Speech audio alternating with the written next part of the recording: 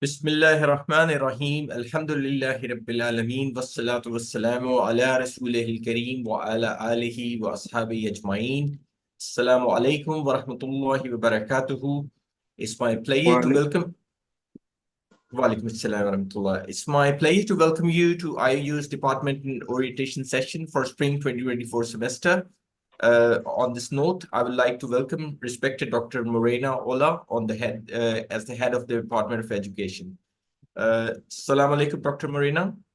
wa alaikum assalam wa rahmatullahi wa barakatuh. Thank you very much. Barakallahu feekum, Dr. Morena, you're live now. Barakallahu feekum, you can take over, please. Alhamdulillah, wa salatu wa salam ala rasulillah wa ala alihi wa sahabihi wa sallim.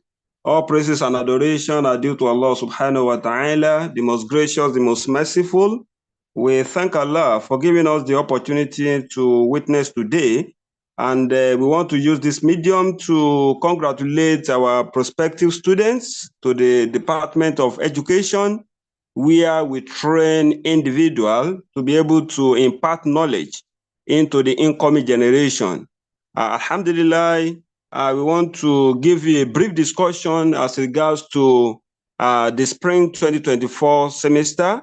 And of course, I want to welcome you to the Department of Education, as well as to International Open University. I wish you all the best. Inshallah, Bukulat Rahman, Sister Sarah Tariq Sheikh, who is an expert in educational technology and teaching pedagogy in the Department of Education, International Open University, will be having few discussion with us within the next 30 to 40 minutes.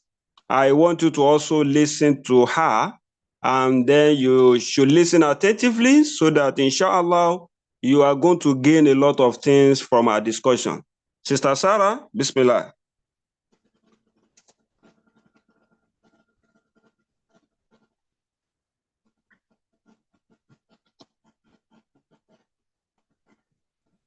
Assalamu alaikum wa rahmatullahi wa barakatuhu. Wa alaikum assalam wa rahmatullahi wa barakatuh. Welcome to the orientation ceremony for the new batch of students joining the education department at the International Open University. We are thrilled to have each and every one of you here as you embark on this exciting journey towards becoming educators and leaders in the field of education. Now, today's orientation session is designed to provide you with valuable information about our department, academic programs, faculty members, support services, and resources available to help you succeed in your academic and professional endeavors. We have a packed agenda filled with an engaging presentation, an interactive question-answer session, and opportunities for you to get acquainted with your fellow classmates as well as the faculty members. Now, as we understand, the orientation plays a crucial role in ensuring a smooth transition into university life. It's a time for you to familiarize yourself with our online virtual learning environment, understand academic expectations, connect with your peers through our discussion forums, and begin building the foundation for a successful academic journey. This orientation session is just the beginning of an exciting chapter in your educational as well as personal growth. Now, the agenda that we will be following for this particular orientation session would be related to talking about why we should choose education as a field. This would be followed with an introduction to the department head, as well as the faculty. We will talk about managing time effectively. We will speak about the kind of challenges that you might have to encounter during your time during your experience with online education. We will speak about the protocols for contacting teachers. We will speak about assignment writing, and all of this will be followed with a question and answer session. So let's start off by talking about why we should choose education as our field. Now, I will begin with the translation of the first few verses of Surah Al-Alaq. because these verses were an important indication about why we need to educate ourselves as an ummah as well. The translation of the verses are as follows. Read, O Prophet sallallahu alaihi wasallam, in the name of your Lord who created humans from a clinging cloth. Read, and your Lord is the most generous who taught by the pen, taught humanity what they knew not. So we know that acquiring education is one of the most important aspects of our deen as well. Now let's talk about the different possible pathways in the field of education. Once you enter this field, or once students join this field, one of the most popular conceptions that they have is the only area that we can go in is to become a teacher or maybe a university professor. But there are different other pathways in this field as well. So we will begin by talking and discussing about these possible avenues. We will speak about teaching and training. We will speak about educational administration, school counseling, as well as social work. So let's begin by talking about teaching and training and how this field can serve to enhance your vision once you have joined the field of education. Now, teachers are expected to create lesson plans in their classrooms. They are expected to be well-versed in different pedagogies related to the level that they are teaching specifically. And they are also required to create assessments and tests to educate students on specific subjects, depending on the age and skill of the students. So as a teacher, you can work in the K-12 system, you can work in informal learning environments, and now you can even work on online platforms as well. Another important aspect of teaching and training is that it involves analyzing and reporting progress back to the parents. That is another skill that you need to have as a teacher. That is communication with the parents, and this is also a responsibility of a teacher that a teacher must complete. It also involves creating and reinforcing rules for the classroom. So if you are planning on becoming a K-12 teacher after completing your degree in education or your diploma or certificate in education, you need to enhance your classroom management skills as well, because this is one of the most important aspects of teaching, of classroom teaching. Then different specializations in this area can include early childhood education, special needs education. You can also specialize as a primary school teacher, as a middle school teacher, even high school as a high school teacher. So it depends on the field that you are interested in as well. Another important aspect of the field of education, the one that is related to teaching, is teacher training. So you can become a teacher educator as well, but for that you need to have classroom experience first. So I would recommend that if you are looking forward to becoming a teacher educator, you must have at least 5 years of experience inside the classroom at your particular level before you enter the teacher training or the teacher education field.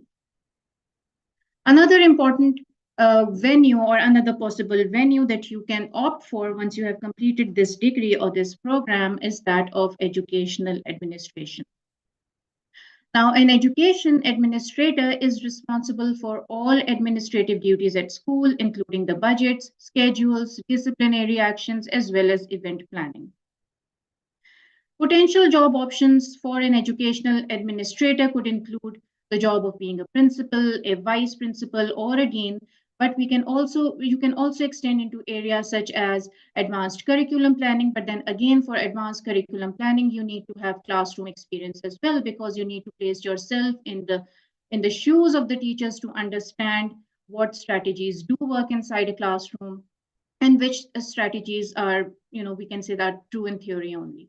So this is why you need to, if you plan on entering the curriculum planning or the curriculum development field, it is advisable to first work as a teacher. So, all educators should become by working inside the classroom first. Then, of course, you can extend into areas such as professional development. Again, this professional development is related to training, and then instructional guidance for other teachers as well. So you can work as an instructional coach. You can work as a subject lead for any particular subject. But for all of that, it is advisable to first have some classroom experience as a teacher before you advance into these areas. Then you can become a school counselor as well. And this field is actually becoming quite popular in a lot of schools. And one of the areas that this field is becoming quite popular is the kind of issues that our students are facing now, because one of the reasons for that is because of their exposure to media. Their exposure to media, then there are problems that they face at home. And this is why school counselors are now being hired in almost every other school that I know. So if you plan on joining this particular field, you'll play a key role in the students' development, and you will be responsible for helping them to reach their full potential inside as well as outside of school. Inside the school, your job will be to collaborate with the teachers and then understand why the student is facing particular issues, so that you can resolve those problems inside the school. And then outside the school, you'll also be responsible for helping them outside the school as well, like dealing with problems that they might be facing at home.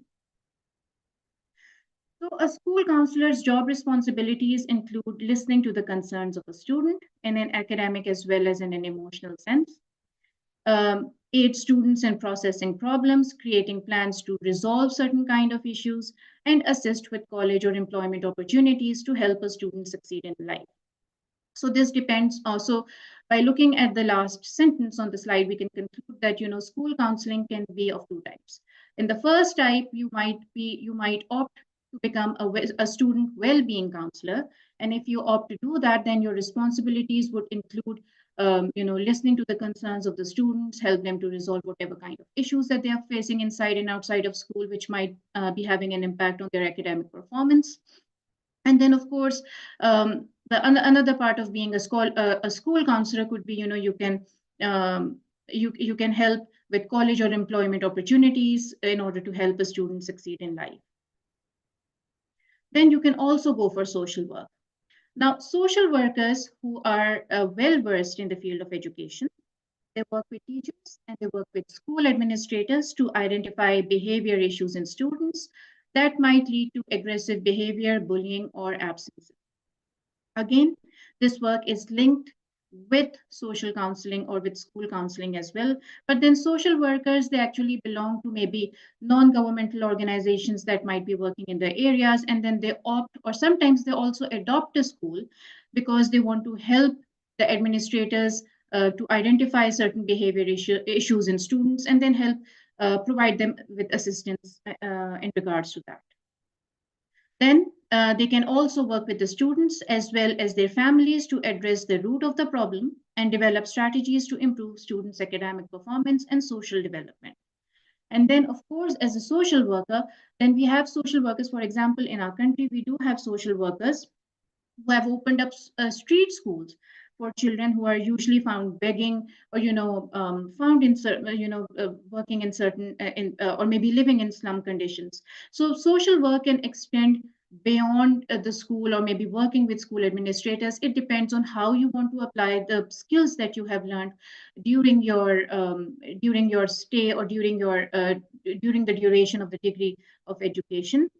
And then you can think about which problem related to education you want to work on that exists in your area. So this particular field, or this particular area of social work, depends on the vision that you have for the people around you, or to solve the problems that they might be facing. And specifically because we're talking about education, so specifically related to education. Now let's speak about IOU's commitment to excellence. As we understand, IOU is committed to excellence in all areas of education that we provide, in all degrees, in all diplomas, in all certificates. So IOU is committed to enhancing accessibility to education for a broader audience, and this is why Dr. Bilal Phillips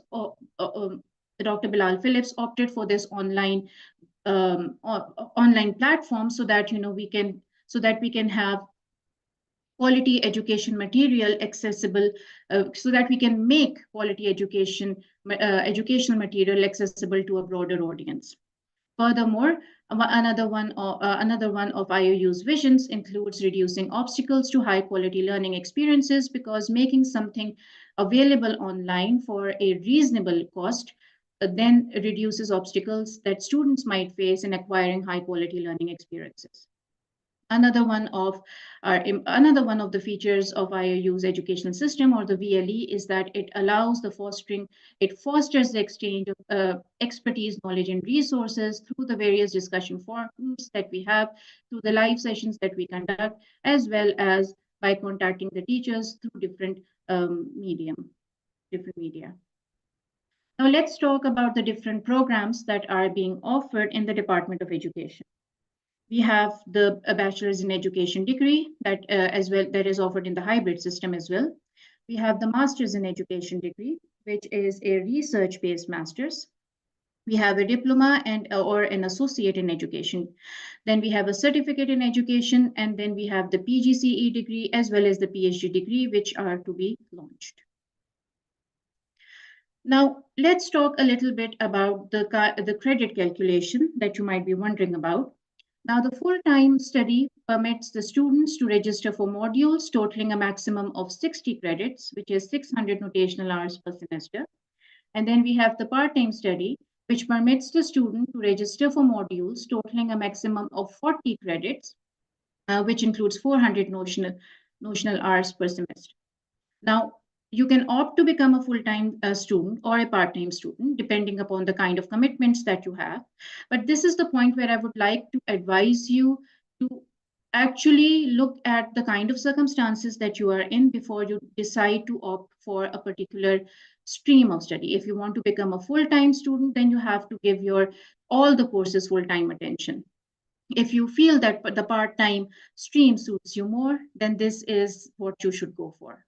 But you need to decide that looking at the kind of situation that you are in. If you have other commitments, then of course a part-time study stream is more suitable for you. However, if you feel that you can commit to all the modules honestly and with full dedication through a full-time study program, then this is the program that you should opt. Now, I would like to talk a little bit about our department head as well as our faculty for this particular program. Now, our department head is Dr. Morena Olarivajo. He is a seasoned lecturer who specializes in counseling psychology as well as in educational evaluation. He is a member of many professional associations, and he has served on many developmental committees within and outside the university. He has published more than 80 articles locally and internationally, and he has co-authored books in counseling psychology as well as in education evaluation. And he is the associate professor and, as I mentioned, the head of Department of Education at the International Open University as well. Now let's talk about the faculty members that you will encounter once you have started your courses.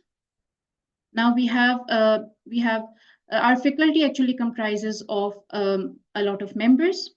Alhamdulillah, we have Dr. Thasmai Dhurumraj, we have Dr. Amreen Haddad, Dr. Baya Maraf, Dr. Tanveer Sheikh, we have Dr. Ifat Basit, we have Sara Tariq, that's me. We have Sister Hina Iraqi, Brother Nasser Mufarji, and Dr. Muhyiddin.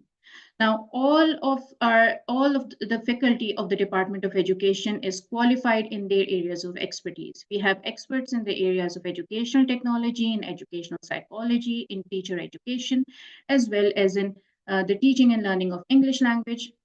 And we have specialists in religious studies as well.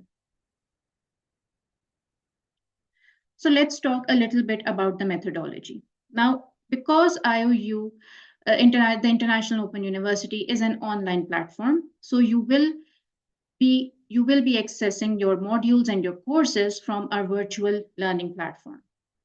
We have a virtual learning environment, which consists of lectures or modules that are pre-recorded, and then we have live lectures as well. We have weekly live sessions for certain courses. We have midterm live sessions. Then we have live sessions before your final exam. And then, of course, you can approach the teachers whenever required. Then you will be asked to submit your assessments or your assignments online. We have, and for our online assessments, we have the multiple choice questions, or if you are a part of the hybrid program, you will also be giving another exam which will be related to the open-ended questions. Then we have the student discussion forums, which is a forum for you to maybe raise a topic and then discuss it with your peers. And I would actually advise you to use this forum as much as you can, and every opportunity that you can, because again, we need to understand that we have students from all over the world, alhamdulillah, at the International Open University.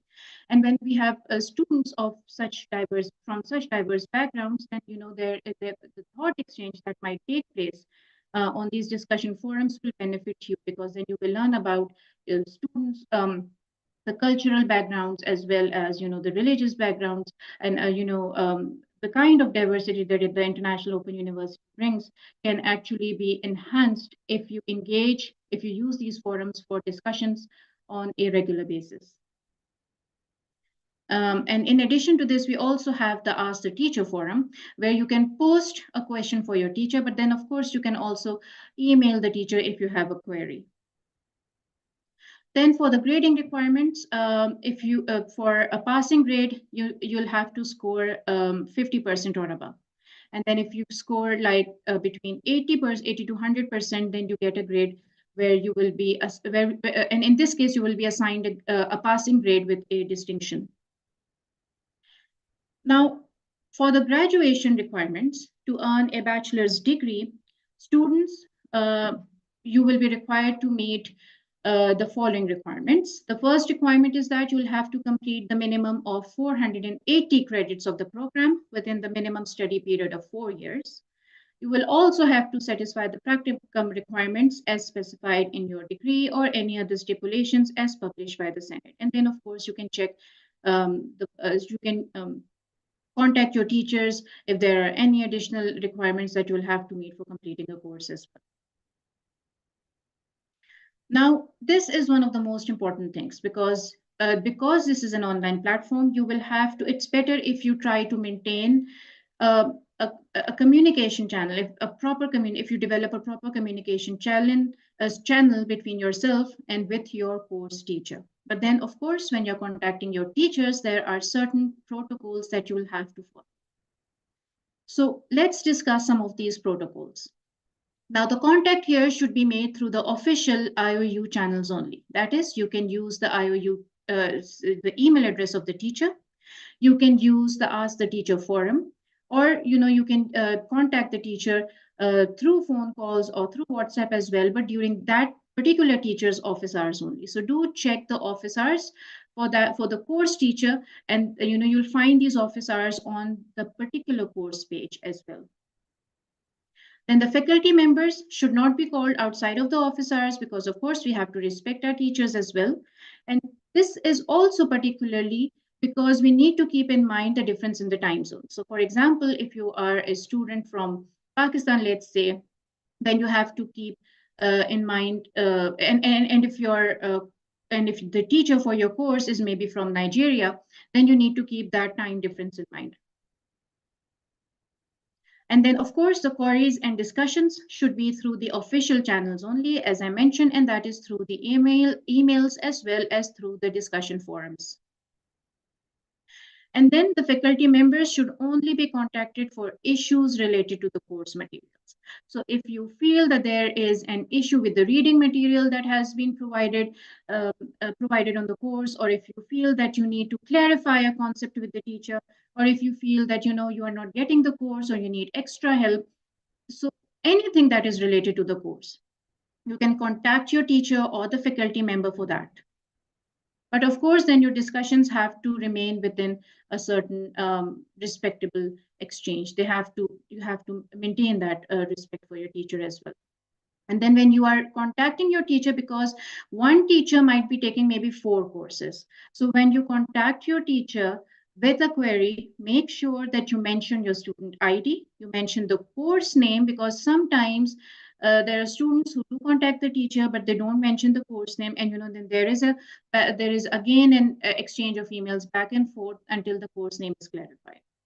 So make sure that once you're contacting the teacher through email or maybe through WhatsApp or through a phone call, you do mention your student ID or your name, the course name, the module video that you feel that maybe you're finding difficult, or you feel that there's some issue with maybe the video or maybe the readings. So mention the textbook page, mention the module number, the module test number, in case you have a query regarding the test when you're contacting the teachers. And if you have an issue regarding an MCQ, then you have to use the MCQ error reporting portal. You cannot contact the teacher directly. You have to use the proper channel, which is the MCQ reporting portal, and you will see that on your course page as well. And then if you feel that that you need to submit a quiz reset application, maybe because you lost your internet connection, or maybe the electricity went out when you were giving your quiz, then again, you are not supposed to contact the teacher. You need to raise an application through the quiz application portal, and this has to be done through the portal and not by sending the teacher an email and not by emailing help desk even. So the proper channel for this is using the quiz application portal. And then, of course, once you have contacted the faculty members, you have to give them at least 2 working days to respond to the emails as well. Now, let's talk a little bit about managing time effectively, because sometimes when you join an online platform or when you are completing a course online, at times you might feel overburdened, because you might say, oh my God, there are so many modules here. How will I go through all the videos? How will I go through all the reading materials? Or sometimes you might think that, or you might think otherwise. You might think initially that, it's easy, because everything's online. So, I can complete something in the morning, or I can complete something in the evening, but it's not going to work that way. In the end, if you don't manage your time effectively and wisely, you might find yourself in a situation that might have you feeling overwhelmed with the entire scenario. So let's talk about communication and why it comes first. So students who do spend an hour at the beginning of the week and maybe 15 to 30 minutes every morning simply checking emails, class announcements, and all online portals before starting work for the day can end up being more productive. So getting a clear sense of responsibilities and then prioritizing accordingly would make a lot of difference in this particular case. So you have to ease yourself into, starting your day with the online classes, with the online modules, and with the readings and all of that. So start by checking your emails, start by checking the class announcements if there are any, check all your courses if your teacher has posted anything over there, and then ease yourself into spending a certain amount of time every day on each and every module. Then create your own structure, because you are the judge of your own situation. So a timetable that might suit me as a student might not suit you as a student. So you have to create your own structure in this case. And this is because creating routine and flexibility is a key to feeling in control and productive with asynchronous learning systems. So even though we do have our live sessions, which are conducted on a weekly basis for certain courses, and maybe on the midterm and final exam, before the final exams for certain other courses, we do understand that as a whole, the IOU's online system is majorly asynchronous. So this is why you have to create your own structure. Now, in the work from home context, or in the study from home context, your paper planners need to have the added benefit of giving our eyes a much needed break from the screens. And this is something that you have to focus on as well, because paper planners tend to be more effective than the digital substitutes. And we need to face this reality that you do need a break from the screens. So I would suggest that you use paper planners for this purpose. Then take breaks in between, especially if you are a full-time student. Now, it's hard to stay focused if you're working from home or if you're studying from home. So to decrease the stress as well as to boost productivity, students can try to use this technique. You can start off by working for maybe 25 minutes, and then this should be followed by a 5-minute break. And then take a break to stretch, to maybe grab a snack, refill on water, or whatever it is that you want to do. Then focus on the content. Now, we need to understand that the overall workload is usually reduced considerably with asynchronous systems. Now, if you finish your assignments early, the remainder of the work blocks should be used to review challenging content on your own by consulting maybe textbooks, watching online tutorials, and solving related practical problems that might be related to the course. So, of course, on your course pages, your teachers have already provided you with lectures, with readings, with additional videos, maybe, and maybe other forms of resources. But there, if as a student, if you actually do a little bit of research on your own as well, that would definitely prove to be more fruitful, inshallah. Because when you try to explore a topic on your own, that adds to your learning. And again, at this point in time, I would advise you to utilize the students discussion forum for this entire activity, because an exchange between students on the same topic can prove to be beneficial as well. Then, of course, because you are studying in an online environment, so asynchronous learning allows more flexibility to prioritize physical as well as mental health throughout the day, because now you can create your own schedule and plan the day accordingly. So we would recommend moving before starting the work block if possible, and then take a quick walk between different work blocks. So keeping a regular sleep schedule also will stimulate creativity and productivity throughout the day. And in case you feel in moments of restlessness or in moments of distraction, if you get up for maybe 5 minutes and exercise just a little bit, maybe just walk or maybe stand up or maybe just get a glass of water, that kind of movement can and inshallah it will prove to be more energizing for you. So let's have a look at certain possible challenges that you might face during this time. As I mentioned, the workload might seem intimidating at first. You might have difficulty with the module content. You may not be able to follow the work schedule as you might have planned. There might be a need for continuous reminders. There may be a lack of timely communication with the instructors as well. However, in all of these challenges, I would again advise you to plan your schedule. And then at this point in time, I would also like you to, when you're creating your schedule, you can also plan for, what you are going to do if you are unable to meet your schedule, maybe on one day, how are you going to readjust your schedule accordingly? And then try to give yourself reminders and all of that, inshallah, and communicate with the rest of the students, inshallah, and that would prove to be beneficial for you as well. Now, with that, inshallah, we come to the end of our orientation session. And if you have any questions, we are open to them, inshallah.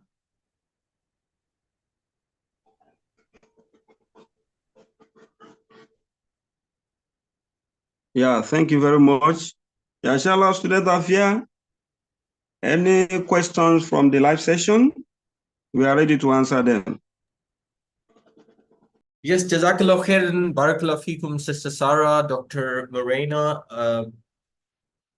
What an enlightening talk, and I'm sure students may have some questions. So we have posted it out once again on the chat. If there are any questions, I will be sharing them live with you. So far, there are the questions. Okay.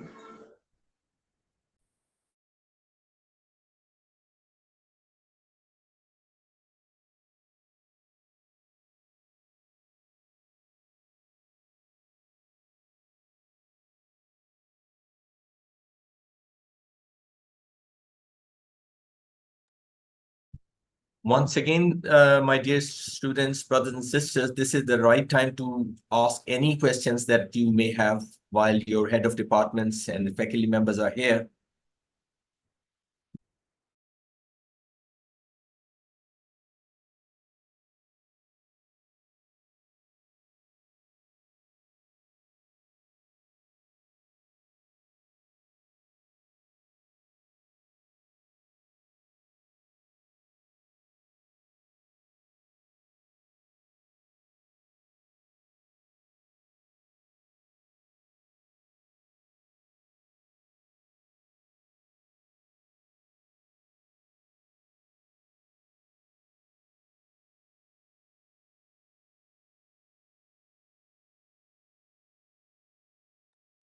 So we have one question from Sister Alma Rose. Hi, do we have assignments already?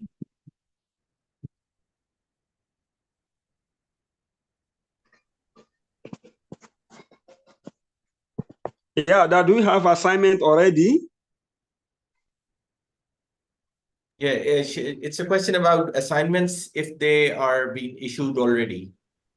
Yeah, inshallah, Bukudat Rahman, as regards to assignment, we are going to upload it right from next week so that we know that some students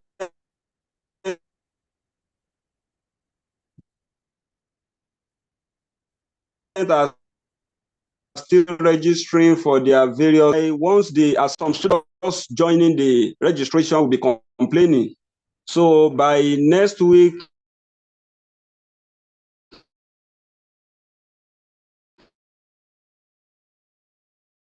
inshallah, so all the instruction for the assignment question.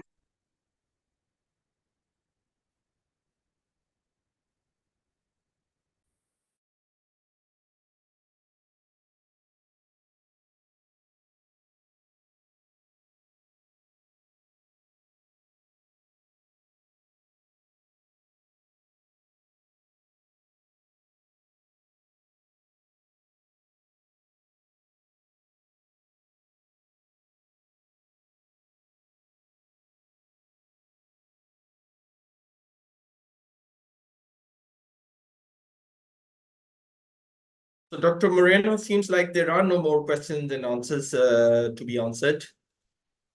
Okay.